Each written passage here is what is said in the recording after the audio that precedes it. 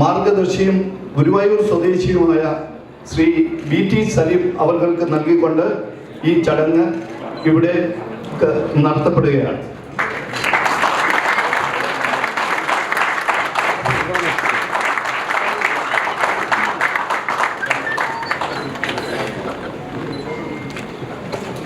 നന്നായി എഴുതുകയും വലിയ വായനയുടെയും ആഴമുള്ള വായനയുടെയും ഒക്കെ ഒരു പ്രതിഫലനമായി അജിത്തിൻ്റെ ഈ പുസ്തകം മാറുകയാണ്. പുസ്തകത്തിൻ്റെ ഈ പ്രകാശനത്തിനൊപ്പം ഏറ്റവും സന്തോഷകരമായ കാര്യം അജിത്തിൻ്റെ പരന്ന സൗഹൃദ ബന്ധത്തിൻ്റെ ഒരു സംഗമ വേദിയായി കൂടി ഈ വേദി മാറുന്നു എന്നുള്ളതാണ്. അദ്ദേഹത്തിൻ്റെ കോളേജ് ജീവിതകാലത്തെ സുഹൃത്തുക്കൾ, അതേപോലെ തന്നെ സഹപാഠികൾ, ഒട്ടേറെ ആത്മമിത്രങ്ങളൊക്കെ ഇവിടെ ഒന്നിച്ചു ചേരുന്ന ഒരു അസുലഭ മുഹൂർത്തമായി ഇത് ഇന്ന് മാറുന്നു എന്നുള്ളത് ഏറ്റവും സന്തോഷകരമായ കാര്യമാണ്. അദ്ദേഹത്തിൻ്റെ നാട്ടിൽ നിന്ന് തന്നെ ഒട്ടേറെ പ്രമുഖ വ്യക്തികൾ ഇവിടെ എത്തിച്ചേർന്നിട്ടുണ്ട്. ശ്രീ AP ഷാജഹാൻ തുടങ്ങി നമ്മളുടെ വ്യാപാര വ്യവസായി ഏകോപന സമിതിയുടെ പ്രസിഡന്റ് ശ്രീ സിനിൽ സവാദ്, നമ്മളുടെ പ്രിയങ്കരനായ മനാഫ് അടക്കം എല്ലാവരുടെയും പേരെടുത്തു പറയാൻ ഈ സാഹചര്യത്തിൽ ബുദ്ധിമുട്ടുള്ളത് കൊണ്ട് ഏവരും സദയം ക്ഷമിക്കണമെന്ന് അഭ്യർത്ഥിച്ചുകൊണ്ട് ശ്രീ PK അനിൽകുമാറിനെ പുസ്തകത്തെ കുറിച്ച് സംസാരിക്കുന്നതിനായി ക്ഷണിക്കുന്നു. ചരിത്രത്തെ നിർമ്മിച്ചിരിക്കുന്നത്, കാലത്തെ നിർമ്മിച്ചിരിക്കുന്നത് ആറ്റങ്ങൾ കൊണ്ടല്ല കഥകൾ കൊണ്ടാണെന്ന് മ്യൂസിക്കിയർ പറഞ്ഞിട്ടുണ്ട്.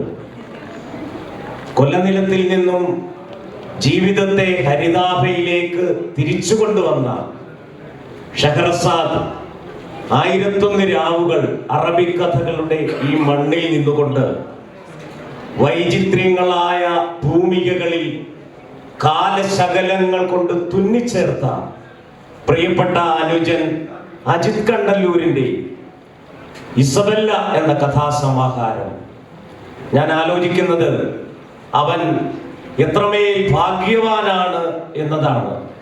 2 കാരണങ്ങളാണ് ഉള്ളത്. ഒന്ന്, ഗ്രാമത്തിൽ നിന്നും നഗരങ്ങളുടെയൊക്കെ അതിരുകൾ കൊഴിച്ചെറിഞ്ഞ ഒരു കടൽ പോലെ ഒഴുകിയെത്തിയ ഈ സൗഹൃദങ്ങൾ. 2, മനുഷ്യനൊരാമുഖമോ സമുദ്രശിലയോ പറുദീസ നഷ്ടമോ അതിനപ്പുറം എന്നിലെ വായനക്കാരൻ 1.5 മണിക്കൂർ എന്ന് പേരുള്ള ഒരു മാതൃഭൂമിയുടെ വാർഷിക പതിപ്പിൽ തികച്ചും അശാന്തമായ ഒരു കാലത്ത് ഞാൻ വായിച്ച, പിന്നീട് അദ്ദേഹം തന്നെ നാടകമാക്കിയ ഹതാശയരായ ചെറുപ്പക്കാർ. ഞാൻ ആ കഥയുടെ ആഴങ്ങളിലേക്ക് പോവുകയല്ല. കഥയുടെ അന്ത്യത്തിൽ അവർക്ക് ഓരോരുത്തർക്കും ഒരു മെഴുകുതിരി വെളിച്ചം കിട്ടും. പ്രത്യാശയുടേതായ ഒരു മെഴുകുതിരി വെളിച്ചം. ഒരു വിഷുപ്പതിപ്പില് ലത്തൂരിലെ ഭൂകമ്പത്തിൽ തകർന്നടിഞ്ഞു പോയ സ്വപ്നങ്ങളുമായി ഫോലാറാമിന്റെ കഥ നാളിതുവരെയുള്ള മലയാള ഭാഷയുടെ സ്വരൂപങ്ങളെ തകർത്തെറിഞ്ഞുകൊണ്ട് ഈ പുതുഭാഷയുടെ തച്ചൻ സുഭാഷ് ചന്ദ്രൻ കടികാരങ്ങൾ നിലയ്ക്കുന്ന സമയമെന്ന് പറഞ്ഞ അദ്ദേഹത്തിന്റെ കഥാസമാഹാരത്തിന് ഹ്രസ്വമായ വരികളിൽ മുൻനിര എഴുതിയത് മലയാള സാഹിത്യത്തിന്റെ തന്നെ പെരുന്തച്ഛനായ MT വാസുദേവൻ നായരായിരുന്നു.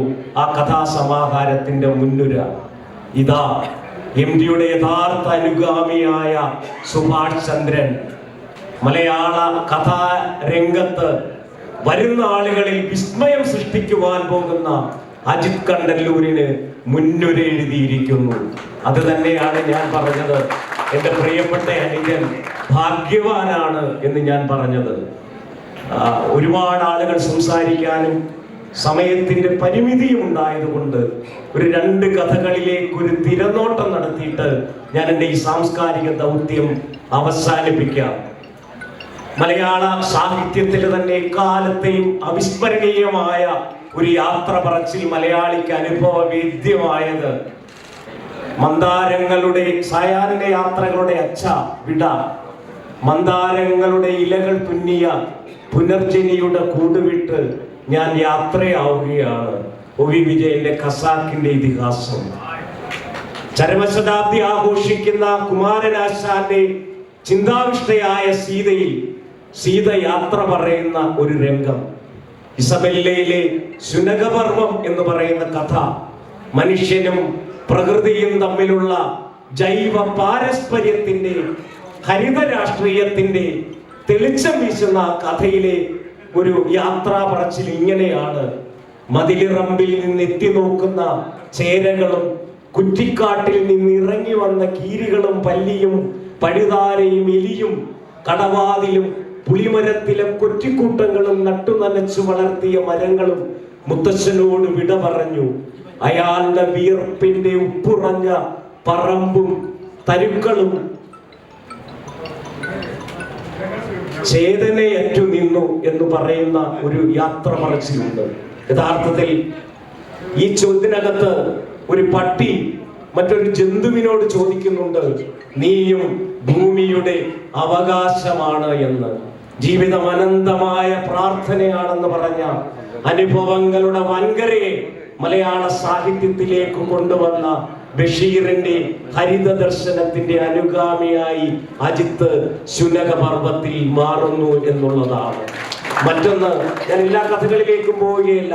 ബ്രേക്കിംഗ് ന്യൂസ് എന്ന് പറഞ്ഞ കഥ, ഇരകൾക്ക് ചരിത്രകാരന്മാരില്ലാത്തിടത്തോളം വേട്ടയുടെ കഥകൾ പൊലിപ്പിക്കപ്പെട്ടുകൊണ്ടിരിക്കുന്ന ഒരു പരിസരത്തിൽ വേട്ടക്കാരോടൊപ്പം നായാടുകയും ഇരയോടൊപ്പം ഓടുകയും ചെയ്യുന്ന നെറികെട്ട വർത്തമാനകാല മാധ്യമ പ്രവർത്തനത്തിന്റെ പരിച്ഛേദമായി അജിത്ത് എഴുതുന്നു, മാധ്യമ വാർത്തകളുടെ മൊറാലിറ്റി നഷ്ടപ്പെട്ടിരിക്കുന്നു. ഇപ്പോൾ വാർത്തകൾ വാണിജ്യ വസ്തുവായി സൃഷ്ടിച്ചെടുക്കുന്നതാണ്. അതിൽ സത്യം വെറും മരീചികകൾ മാത്രം. ഞാൻ അവസാനിപ്പിക്കുകയാണ് സമയപരിധി കൊണ്ട്. ഗുന്തർ ഗ്രാസും മാർക്കേസും സൃഷ്ടിച്ച മാജിക്കൽ റിയലിസത്തിന്റെ ഭ്രമാത്മകതയാണ് ഇസബെല്ല എന്ന് പറഞ്ഞ കഥ. MD മഞ്ഞിന്റെ ആമുഖത്തിൽ MD ആർച്ചനാൾഡ് ബക്കിൾഷിനെ ഉദ്ധരിക്കുന്നുണ്ട്. ആ വരികൾ ഇങ്ങനെയാണ്: ഉറങ്ങുന്ന മരക്കൊമ്പിൽ നിന്ന് തെറിച്ചു പോകുന്ന പറവക്കൂട്ടം പോലെ കവിയുടെ വാക്കുകൾ കാലത്തിലേക്ക് വീണുപോയിരിക്കുന്നു. കാലത്തിന് എക്കാലവും സൂക്ഷിക്കാൻ വേണ്ടി ഇസബെല്ല കാലഹൃദയത്തിലേക്ക് വീണിരിക്കുന്നു. കാലത്തിന് എക്കാലവും സൂക്ഷിക്കാൻ വേണ്ടി. നന്ദി, നമസ്കാരം. മാതൃഭൂമി പബ്ലിക്കേഷൻസിന്റെ പ്രിയങ്കരനായ public relation manager Shri Pramod sir എത്തിയിട്ടുണ്ട്. അദ്ദേഹത്തെ നിങ്ങൾക്ക് ഏവർക്കും വേണ്ടി ഹാർദവമായി സ്വാഗതം ചെയ്യുകയാണ്. അടുത്തതായി നമ്മുടെ പ്രിയ കഥാകാരൻ ശ്രീ സുഭാഷ് ചന്ദ്രനെ പുസ്തകം പരിചയപ്പെടുത്തുന്നതിനായി ക്ഷണിക്കുന്നു. തൻ്റെ കഥാസമാഹാരം പ്രകാശനം ചെയ്യുന്ന അജിത്തിൻ്റെ ഭാഗ്യം നേരത്തെ കുമാർ സൂചിപ്പിച്ചതുപോലെ എത്ര വലുതാണ് എന്ന് ഞാൻ ആലോചിക്കുകയാണ്. ഷാർജ പോലെ ലോകത്തിൻ്റെ ശ്രദ്ധ പിടിച്ചു പറ്റിയിട്ടുള്ള ഒരു വലിയ അന്തർദേശീയ പുസ്തകോത്സവത്തിൻ്റെ ഏറ്റവും പ്രധാനപ്പെട്ട ഒരു വേദി തൻ്റെ കന്നി കഥാസമാഹാരം ഇത്രയും പ്രഗത്ഭരായിട്ടുള്ള ആളുകളുടെ സാന്നിധ്യത്തിൽ, ഇത്രയും പ്രിയങ്കരായിട്ടുള്ള ബന്ധുജനങ്ങളുടെയും സുഹൃത്തുക്കളുടെയും സാന്നിധ്യത്തിൽ പ്രകാശനം ചെയ്യാൻ സാധിക്കുന്നത് അക്ഷരാർത്ഥത്തിൽ ഒരു വലതുകാലം വെച്ചുള്ള കയറ്റമാണ്. ഭാഷയിലേക്ക് അദ്ദേഹം തൻ്റെ വലതുകാലം വെച്ച് കയറുകയാണ്. ഈ പുസ്തകത്തിൽ 10 കഥകളാണ് ഉള്ളത്. എന്നെക്കുറിച്ച് ഭംഗിയായിട്ട് അനിൽകുമാർ സൂചിപ്പിച്ചുകൊണ്ട് കഥയുടെ ആന്തരിക ശോഭകളിലേക്കൊന്നും ഞാൻ സഞ്ചരിക്കുന്നില്ല. എങ്കിലും ഞാൻ ആദ്യമായിട്ടാണ് ഞാൻ അവതാരിക എഴുതിയ പുസ്തകത്തിൻ്റെ പ്രകാശനം കൂടി ഞാൻ തന്നെ നടത്തി തരുന്നത്. ഒരു തരത്തിൽ എന്താണ് പറയുക, ഇരട്ടച്ചങ്കന്മാർക്ക് മാത്രം ചെയ്യാൻ പറ്റുന്ന കാര്യമാണ് ഞാൻ കരുതുന്നത്. അപ്പോൾ അജിത്ത് അദ്ദേഹത്തിൻ്റെ സ്നേഹോദാരമായ ക്ഷണം നൽകിയപ്പോൾ അത് നിരസിക്കാൻ സാധിക്കുന്നില്ല. ഞാൻ പറഞ്ഞു, പുസ്തകത്തിന് അവതാരിക ഞാൻ എഴുതിയിട്ടുണ്ടല്ലോ. എൻ്റെ പുസ്തകത്തിൻ്റെ ആദ്യത്തെ പുസ്തകത്തിൻ്റെ അവതാരിക എഴുതി വാസുന്നേരം ഞാൻ സൂചിപ്പിച്ച പോലെ അതിൻ്റെ പ്രകാശനം ടി പത്മനാഭനായിരുന്നു. നിങ്ങൾക്കറിയാവുന്ന 2 വലിയ പ്രകാശ ഗോപുരങ്ങളാണ് ഭാഷയിൽ. അപ്പം അദ്ദേഹം എന്തുകൊണ്ടാണ് ഈ എല്ലാം ഞാൻ തന്നെ വേണമെന്ന് തീരുമാനിച്ചത് എനിക്കറിയില്ല. ഇതിൽ എങ്ങനെ എന്തെങ്കിലും 2 in 1 ആയിട്ടുള്ള ഒരു മനുഷ്യനെ വേറെ കിട്ടാത്തതുകൊണ്ടാണ്. എങ്കിൽ ഇവിടെ വന്ന് അദ്ദേഹത്തിൻ്റെ മാത്രം സ്നേഹം കൊണ്ടും ആണ് ഞാൻ എൻ്റെ പത്നിയും എത്തിയത്. 4 ദിവസം ഇവിടെ നിൽക്കുവാനും ഒട്ടനവധി മറ്റ് ചടങ്ങുകളിൽ പങ്കെടുക്കുവാനും ഈ സ്ഥലം, ഈ രാജ്യം ഒരിക്കൽ കൂടി സന്ദർശിക്കുവാനുമുള്ള ഒരു അവസരം അദ്ദേഹം തന്നതിന് നന്ദി പറയാം. ഈ കഥകൾ നേരത്തെ അനിൽകുമാർ സൂചിപ്പിച്ചതുപോലെ 25-ാമത്തെ വയസ്സിൽ കായംകുളം എന്ന് പറയുന്ന നമുക്കൊക്കെ കായംകുളം കൊച്ചുണ്ണിയിലൂടെ മാത്രം പ്രസിദ്ധമായിട്ടുള്ള അല്ലെങ്കിൽ കുപ്രസിദ്ധമായിട്ടുള്ള ഒരു സ്ഥലത്തിൻ്റെ ഒരു സാംസ്കാരിക അല്ലെങ്കിൽ സർഗാത്മക ഭൂമിക നമ്മുടെ ഭാഷയിൽ അടയാളപ്പെടുത്തുന്ന ഒരു കഥാസമാഹാരം കൂടിയാണ്.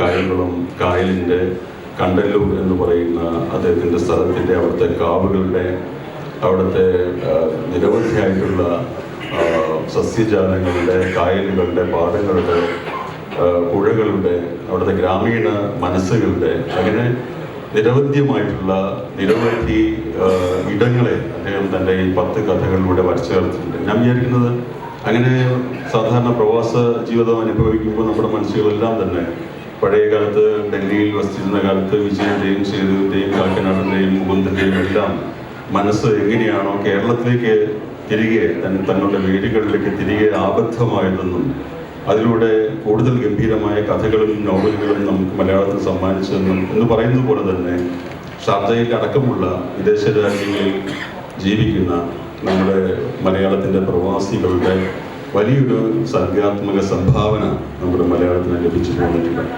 അതിലൊരു വലിയ ഗണനീയമായിട്ടുള്ള കുതിച്ചുചാട്ടം നടത്തിയ ഒരാൾ ബെന്യാമിനാണ് നിങ്ങൾക്ക് എല്ലാവർക്കും അറിയാം. അതുവരെയും ഒരു പ്രവാസ സാഹിത്യകാരൻ്റെ മാത്രം ഒരു ആനുകൂല്യമോ ഒരു ഇളവോ നൽകി മലയാളി സ്വീകരിച്ചിരുന്ന ഇന്ത്യക്ക് പുറത്തുനിന്നുള്ള എഴുത്തുകാരനെ മലയാളത്തിൻ്റെ പ്രധാന നിരയിലേക്ക് കടന്നിരിക്കുവാൻ പ്രേരിപ്പിച്ചതും അതിനൊരു ആദ്യ കാരണഭൂതനായതും ആൾ ബെന്യാമിനാണ് തീർച്ചയായിട്ടും. അദ്ദേഹം ഇന്ത്യയിലെ തന്നെ ഏറ്റവും വലിയ പുരസ്കാരമുള്ള JCB കിട്ടുന്ന രീതിയിൽ വലിയ എഴുത്തുകാരനൊക്കെ യുദ്ധത്തിനിപ്പോൾ പ്രവാസി എഴുത്തുകാരെന്നുള്ള ഒരു ഇളവോ ഒരു ആനുകൂല്യം നമ്മൾ കൊടുത്തത് അത് മലയാളത്തിൻ്റെ പ്രധാനപ്പെട്ട ഒരു എഴുത്തുകാരനാണ്. അദ്ദേഹം കൊടുത്ത ആ ഒരു വലിയ പ്രചോദനം അതിൻ്റെ പ്രകാശരശ്മികൾ വീണ് തിളങ്ങുന്ന ആ വലിയ പന്ഥാവിലൂടെ നടന്നു വരുവാൻ പരിശ്രമിക്കുന്ന ഒരു പറ്റം എഴുത്തുകാരെ അതിന് പിൽക്കാലത്ത് വീണ്ടും വന്നു. ആ കൂട്ടത്തിലെ പ്രധാനിയായിട്ടുള്ള ഒരാളായി അജിത്ത് ഭാവിയിൽ മാറും എന്ന് എനിക്ക് ഉറപ്പുണ്ട്. ഈ കഥകൾ മുഴുവൻ വായിച്ചപ്പോൾ 10 കഥകളേ ഉള്ളൂവെങ്കിൽ ഇപ്പോൾ കഥയിലേക്കല്ല നമ്മുടെ ചെറുപ്പക്കാർ നേരിട്ട് വരുന്ന നോവലിലേക്കാണ്. കാരണം നോവലിന് വിപണി വലുതാണ്, നോവലിൻ്റെ വിറ്റുവരവ് കൂടുതലാണ്, അതിൽ നിന്ന് സമ്മാനം കിട്ടാനുള്ള സാധ്യതകൾ കൂടുതലാണ്, പ്രശസ്തിയിലേക്ക് വരുവാനുള്ള സാധ്യത കൂടുതലാണ്. ചെറുകഥയ്ക്ക് വലിയ ബുദ്ധിമുട്ടാണ്. കുത്തിപ്പിടിച്ച് എഴുതിയാലും വലിയ ലാഭമൊന്നുമില്ല എന്ന് കുറച്ച് പൈസത്തിന് മനസ്സിലാവും. ഞാൻ 19 വർഷം നീണ്ട എൻ്റെ ചെറുകഥാ ജീവിതത്തിൽ 28 കഥകളെ ആകെ എഴുതിയിട്ടുള്ളൂ. അത് എഴുതുവാനുള്ള ബുദ്ധിമുട്ട് അത്ര വലുതാണ് എന്ന് എനിക്കതുകൊണ്ട് നന്നായിട്ട് അറിയാം. 2 നോവലുകൾ എഴുതിയപ്പോൾ തന്നെ പെട്ടെന്ന് ഞാൻ വിശ്വപ്രസിദ്ധനായി. നേരത്തെ ആരോ പറഞ്ഞ പോലെ ഇന്ത്യയിലെ പ്രസിദ്ധനായി എന്നൊക്കെ ഒരു സ്നേഹം കൊണ്ട് പറഞ്ഞാണെങ്കിലും ഇന്ത്യയിലൊന്നും എന്നെ ഒരാളും അറിയില്ല. നമ്മുടെ കേരളത്തിൽ തന്നെ കുറച്ച് പേർക്കൊക്കെ അറിയാമെന്ന് മാത്രമേ ഉള്ളൂ. നിങ്ങൾ ഷാർജയിലുള്ള മലയാളം വായിക്കുന്ന കുറച്ച് പേർക്ക് അറിയാം. അല്ലാതെ ഇതിൻ്റെ പ്രസിദ്ധിയുടെ ഒരു വട്ടം വളരെ ചെറുതാണ്. 3.5 കോടി മലയാളികളിൽ എത്ര പേരാണ് പുസ്തകം വായിക്കുന്നതെന്ന് ചോദിച്ചാൽ നമുക്ക് സങ്കടം വരും. കാരണം 2000 കോപ്പിയോ 4000 കോപ്പിയോ 10000 കോപ്പിയോ 1,00,000 കോപ്പി പോലുമോ അച്ചടിച്ച് വിറ്റാൽ പോലും അത് ഈ 3.5 കോടിയുടെ എത്ര ശതമാനമാണെന്ന് മാത്തമാറ്റിക്സ് അറിയാവുന്നവർക്ക് അറിയാം. അത് വളരെ തുച്ഛമായിട്ടുള്ള ഒരു സംഖ്യയാണ്. അതുപോരാ, തുഞ്ചത്തെഴുത്തച്ഛനാൽ പ്രോദ്ഘാടനം ചെയ്യപ്പെട്ട മലയാള ഭാഷയുടെ സർഗാത്മകമായ ഗിരിശൃംഗങ്ങളിലേക്കുള്ള യാത്ര പിന്തുടരുന്നവരുടെ എണ്ണം അത്രയൊന്നും പോരാ. കുറഞ്ഞത് 1,00,000-ൽ ഒരാളെങ്കിലും പുസ്തകം എഴുതുകയല്ല വേണ്ട, പുസ്തകം വായിക്കുന്ന നിലയിലേക്ക് വളർന്നാൽ, ഒരു ഗംഭീരനായ വായനക്കാരൻ വളർന്നാൽ മാത്രമേ ഒരു ഭാഷ എന്നുള്ള നിലയ്ക്ക്, ഒരു സാംസ്കാരിക സ്വത്വം എന്നുള്ള നിലയ്ക്ക് നമ്മുടെ മലയാളത്തിൽ മുന്നോട്ട് പോകാൻ സാധിക്കുള്ളൂ. അത്തരം ഘട്ടത്തിൽ പ്രവാസ ജീവിതം നയിക്കുമ്പോൾ പോലും തൻ്റെ ഭാഷയ്ക്ക് വേണ്ടിയിട്ടും തൻ്റെ സാഹിത്യത്തിന് വേണ്ടിയിട്ടും കുറച്ച് സമയം അദ്ദേഹം ഇൻഷുറൻസ് മേഖലയിൽ ജോലി ചെയ്ത ഒരാളാണെന്നാണ് ഞാൻ മനസ്സിലാക്കിയത്. തിരക്ക് പിടിച്ച അദ്ദേഹത്തിൻ്റെ ജീവിതം ഈ കാണുന്ന വലിയ ഈ ഹോൾ നിറഞ്ഞ ജനാവലി തന്നെ നമുക്ക് സാക്ഷ്യം തരുന്നുണ്ട്. ഇത്രയധികം സുഹൃത്തുക്കളെ ഈ കുറഞ്ഞ നേരത്തേക്ക് സംഘടിപ്പിക്കാൻ പറ്റുക എന്ന് വെച്ചാൽ വലിയ കാര്യമാണ്. എനിക്ക് ഇന്നലെ അദ്ദേഹം അയച്ച ഫോട്ടോ മറ്റേത് രാജ്യങ്ങളിൽ നിന്ന് ഈ ചടങ്ങിൽ പങ്കെടുക്കാൻ വേണ്ടി മാത്രം ഷാർജ ബുക്ക് ഫെസ്റ്റിൽ കാണാനുള്ള അജിത്തിൻ്റെ പുസ്തക പ്രകാശനത്തിന് വേണ്ടി മാത്രം വന്നതാണ്. ഇപ്പോൾ സാബുവിനെ പോലുള്ള ഒരാൾ എനിക്ക് തോന്നുന്നു അങ്ങനെയൊന്നും എല്ലാ ചടങ്ങുകളിലും പോകാൻ പറ്റുന്ന ഒരാളല്ല. എന്നെയൊക്കെ പിന്നെ എല്ലാവർക്കും കിട്ടും, സാബുവിനെ കിട്ടുകയില്ല. ഷാബു നമ്മുടെ പ്രിയങ്കരനായിട്ടുള്ള പ്രക്ഷേപണ കലാകാരൻ, പ്രക്ഷേപണ സർഗപ്രതിഭ എന്ന് പോലും വിളിക്കാവുന്ന തരത്തിൽ അദ്ദേഹത്തിൻ്റെ കഴിവ് വലുതാണ്. അദ്ദേഹം ഇവിടെ നിങ്ങളുടെ പ്രിയങ്കരനായ മറ്റൊരു വ്യക്തി ഇവിടെ കുറേ നേരമായിട്ട് അദ്ദേഹത്തിന് തിരക്ക് പിടിച്ച ജീവിതത്തിനിടയിൽ വന്നിരിക്കുന്നു. അങ്ങനെ കുറേ പേര് ഇവിടെ ഒന്നിച്ചു ചേർന്നിരിക്കുകയാണ്. കൂടുതൽ പറയാൻ എന്നെ അനുവദിക്കുന്നില്ല. അപ്പോൾ നിങ്ങൾക്ക് എല്ലാവർക്കും സംസാരിക്കാം. ഇവിടെ സംഘാടകരുടെ പ്രശ്നമുണ്ട്.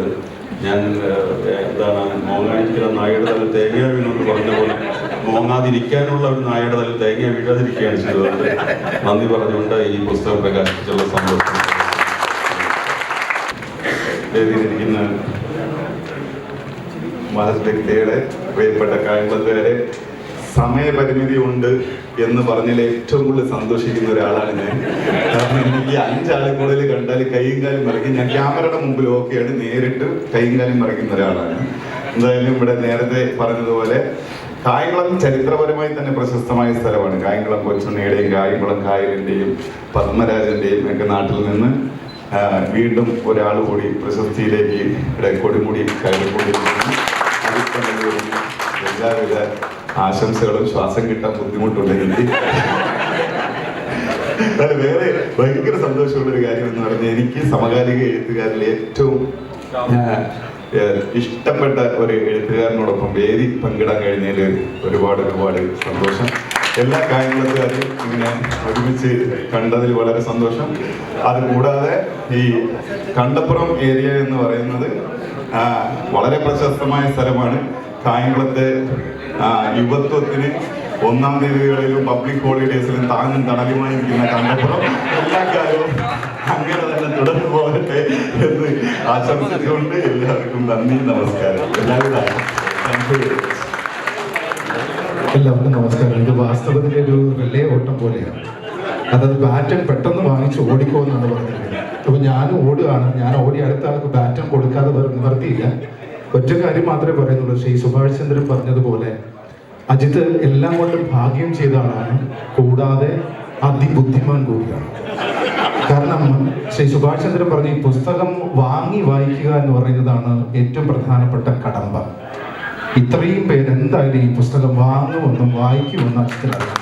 മാതൃഭൂമി അതിബുദ്ധിമാനായിട്ട് ഈ അജിത്തിന്റെ പുസ്തകം പ്രസിദ്ധീകരിച്ചു. അതുകൊണ്ട് പുസ്തകത്തിലേക്ക് ഒന്നും പോകാൻ ഇനി സമയമില്ല. അടുത്ത ബാറ്റൺ ആർക്കാണോ ഞാൻ കൈമാറുകയാണ്. മറുപടിക്കായി ശ്രീ അജിത്തിനെ ക്ഷണിക്കും.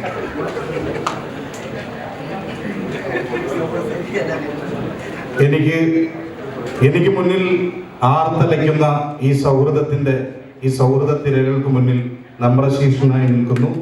ഇത് ഒരു പുസ്തകം എന്നതിലുപരി എൻ്റെ ജീവിതത്തിൻ്റെ ഉയിരും ഉപ്പും ചേർന്ന് ഞാൻ പാകപ്പെടുത്തിയ ഒരു ഭോജനമാണ്. അത് നിങ്ങളെടുത്ത് രുചിച്ചു കൊള്ളുക. ചവർപ്പാണെങ്കിൽ എന്നെ അറിയിക്കുക. അത് നിങ്ങൾക്ക് രുചികരമായിട്ട് തോന്നുന്നെങ്കിൽ അത് ഹൃദയത്തോട് ചേർക്കുക. എല്ലാവരും വന്നതിൽ വളരെ സന്തോഷം. എല്ലാവരും മാതൃഭൂമിയുടെ സ്റ്റാളിലേക്ക് വരിക. അവിടെ എൻ്റെ ഹൃദയത്തിൽ നിന്നുള്ള കയ്യൊപ്പ് ചാർത്തി ഞാനത് നിങ്ങൾക്ക് സമ്മാനിക്കും.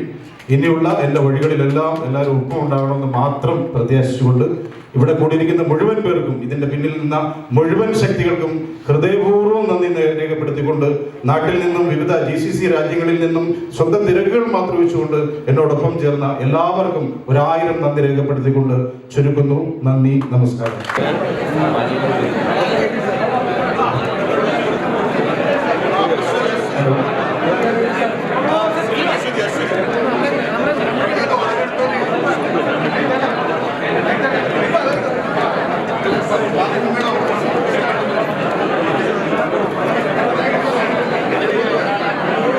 ഒരു ചെറിയ കാര്യം കൂടി. കായംകുളം ടൗൺ പ്രദേശത്തിന്റെ ഒരു മെമന്റോ അത് സമർപ്പിക്കുന്ന ഒരു ചെറിയ ചടങ്ങുണ്ട്. അതേപോലെ തന്നെ ആലപ്പുഴ പ്രവാസി അസോസിയേഷന്റെ ഒരു മെമന്റോ ഉണ്ട്. അത് ഇവിടെ സമർപ്പിക്കപ്പെടും.